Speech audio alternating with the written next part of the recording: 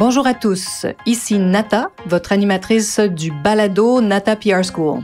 Vous êtes un entrepreneur ou un directeur de marketing et vous êtes sur le point de lancer un nouveau produit ou service? Ou vous vendez vos produits depuis un bon moment déjà, mais vous souhaitez savoir comment augmenter votre visibilité, vous faire connaître et toucher plus de clients? Chez Nata PR, nous traitons tous les jours avec de vrais clients et nous vous enseignons des solutions RP faciles, amusantes et honnêtes. Vous apprendrez ici les étapes simples pour combiner la force des relations publiques aux médias sociaux dès maintenant. Suivez-nous.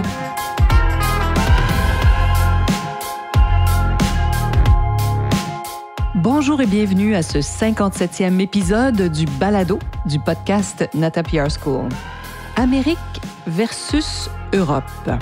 Alors, j'ai choisi un sujet un peu différent aujourd'hui pour vous faire réfléchir toujours sur ce qui se passe dans votre culture d'entreprise aujourd'hui, parce qu'à l'agence, on a cette chance énorme de travailler autant avec des entreprises européennes qui souvent vont entrer soit au Canada, soit aux États-Unis, et bien sûr des entreprises très américaines, très nord-américaines. Et je trouve qu'on a tellement à échanger entre nous et à apprendre de différentes cultures. Alors voilà, je voulais vous partager mes réflexions parce que on nous demande souvent cette question, c'est-à-dire est-ce qu'on préfère, nous, à l'agence, travailler avec des entreprises européennes ou américaines? Bien, comme vous en doutez, les différences sont souvent très grandes parce que, tout simplement, les valeurs et l'éducation de chaque culture diffèrent, surtout entre deux continents comme l'Amérique et l'Europe. Les cultures sont souvent très différentes. Et je dirais qu'on n'a pas de préférence à proprement dit, mais nous avons cet avantage, par exemple, depuis maintenant toutes ces années, de comprendre ces deux cultures. Alors moi, je comprends assez bien. Je ne peux pas vous dire que je connais tout le raffinement profond de la culture française ou espagnole, mais j'en connais quand même les grandes lignes. Alors, c'est sûr que, ce sont des grandes civilisations qui se sont développées, surtout en Europe. Alors, en les côtoyant, bien sûr, depuis 30 ans, autant les Européens que les Américains, on a quand même compris comment travailler avec ces deux cultures, ces deux grands, on va dire, océans complètement différents. Alors, j'avais envie aujourd'hui de partager avec vous certains aspects de leur culture, de leurs croyances face au travail et aux pratiques commerciales que nous aimons de chacun d'eux, finalement. Et j'aime particulièrement les Européens pour ce point. J'en parle souvent. C'est quelque chose qui revient dans mes échanges. J'adore ne pas avoir à expliquer nos services à une entreprise européenne, ni à les convaincre, ni à leur démontrer l'efficacité des relations publiques et de nos stratégies. Alors, nous travaillons surtout avec des compagnies dirigées par des Français en ce moment, parfois quelques-unes qui sont d'origine allemande. Mais je dirais que c'est pas mal semblable aussi du côté des Suisses, des Espagnols et même de nos amis britanniques, les Anglais. En fait, il s'agit ici de ce que nos amis français appellent la com. Alors pour eux, c'est une évidence. On leur apprend dans les écoles de commerce que la communication, c'est primordial. Et c'est tellement vrai.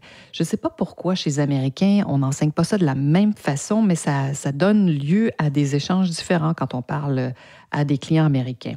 Alors surtout quand ils décident de travailler avec nous, on n'a pas les mêmes échanges. On n'a pas à les convaincre, nos amis européens, de l'importance de la com, donc de communiquer. Pour des Européens, communiquer donc sur un produit ou un service, et ça, c'était comme ça même bien avant l'avènement des médias sociaux. Ça a toujours été crucial pour eux.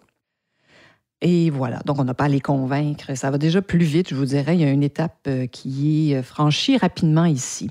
Alors, ils comprennent l'importance d'investir dans des messages clés, de diffuser des communiqués en continu et de développer une stratégie de communication parfois annuelle, surtout pour les grands groupes et les grandes entreprises.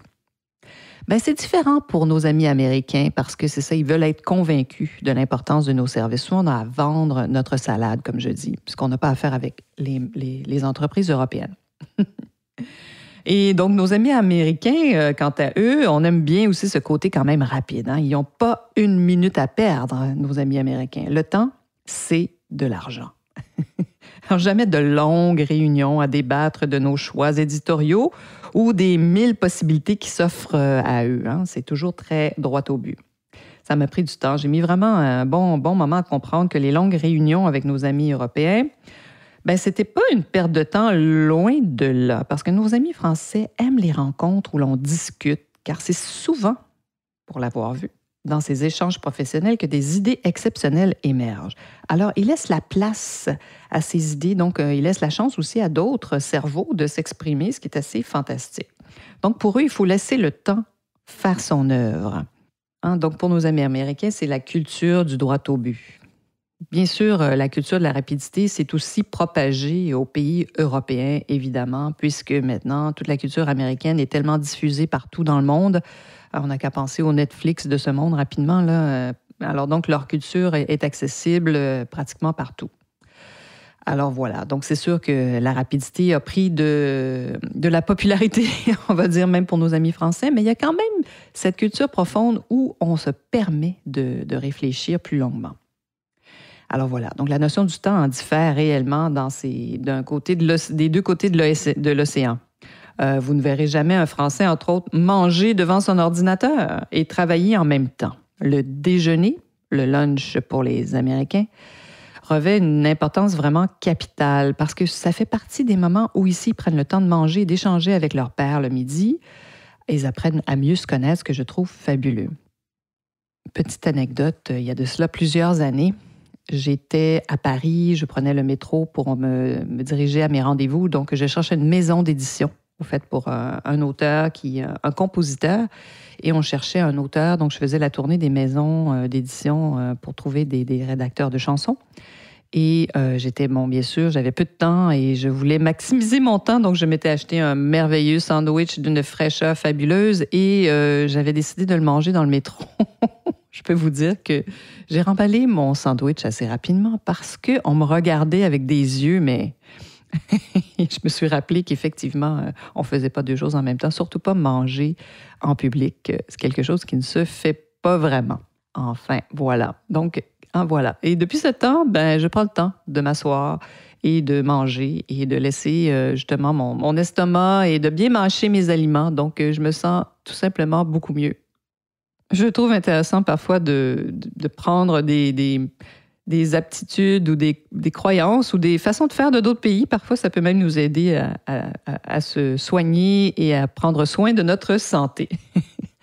Alors, pour un Américain, par exemple, je l'avoue pour moi aussi, qui suis de culture canado-française, maintenant vous le savez avec mon accent, je ne suis pas française, mais bien du Canada. J'ai appris le français au Canada.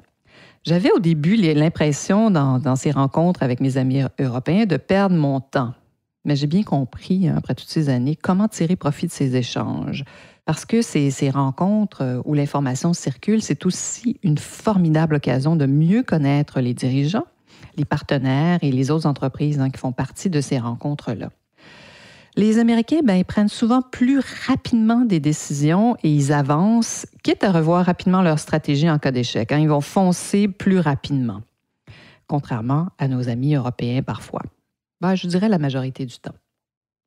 Autre grande différence culturelle entre nos deux continents, je parle ici de comment nous sommes perçus, nous.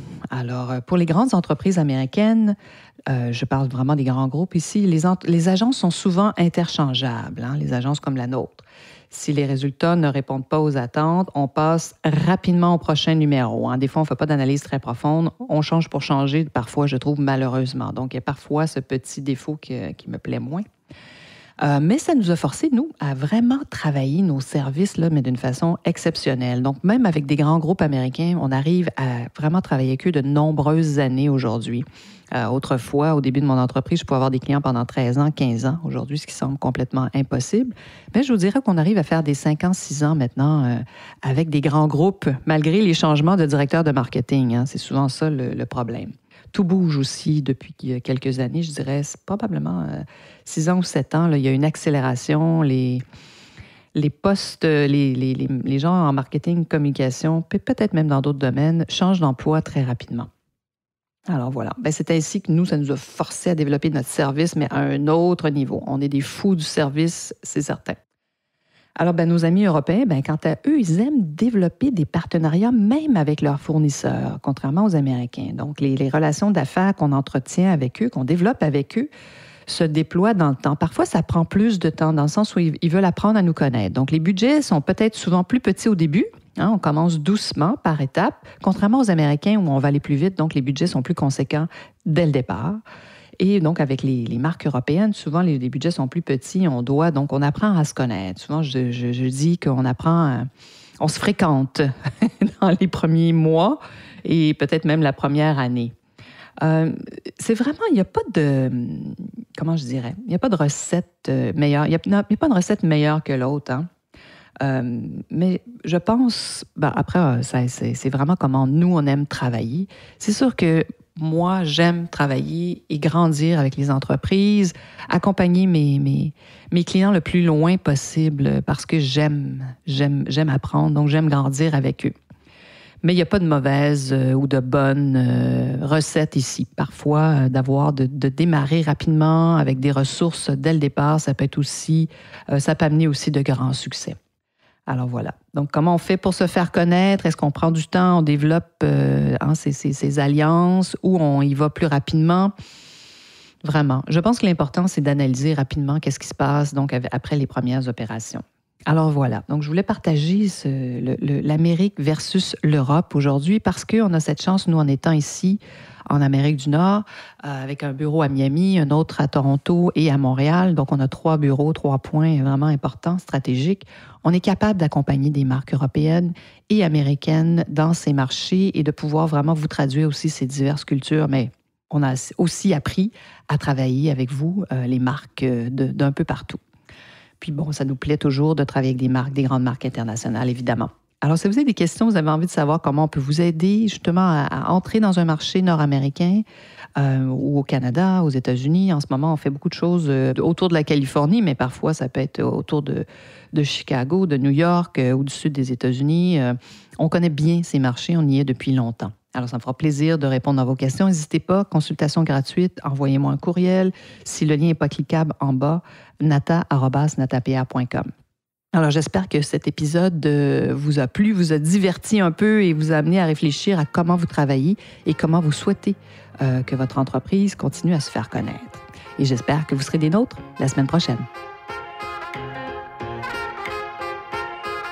Vous êtes curieux et souhaitez en savoir plus sur comment implanter des stratégies de relations publiques? Rendez-vous sur natapr.com et inscrivez-vous sur notre liste. Vous recevrez le modèle NataPR pour créer une campagne RP réussie. Et si vous souhaitez devenir client, contactez-nous à nata@natapr.com. Nous attendons vos commentaires. À la semaine prochaine!